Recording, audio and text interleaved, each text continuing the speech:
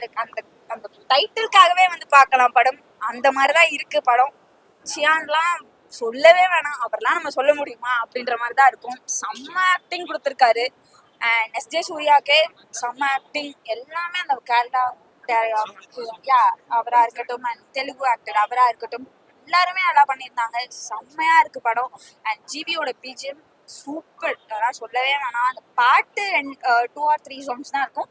And BGM wise வேற லெவல்ல இருக்கு. அதே மாதிரி அந்த மல்கர வீரன் சாங் அந்த லாஸ்ட்ல சொல்லவே முடியாது. அதெல்லாம் டிஃபரெண்டா தான் கதை சூஸ் பண்ணுவாரு.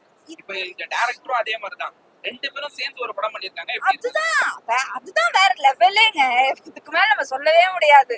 அதுதான் வேற லெவல். ஸ்கிரீன் பிளே ஒவ்வொன்றும் அந்த எழுதும் போதே கூஸ் பம்ப்ஸ் வந்திருக்கணும். அது அவருக்கு வந்திருக்கும். சூப்பரா இருக்கு படம். எல்லாருமே வந்து பாருங்க, ஃபேமிலி ஆடியன்ஸ் சீரியஸா வந்து பாருங்க. மாநாடு படத்துல அப்படியெல்லாம் இல்ல, ஃபேமிலிக்காக தான் அவர் அந்த படமே எடுத்திருக்காரு.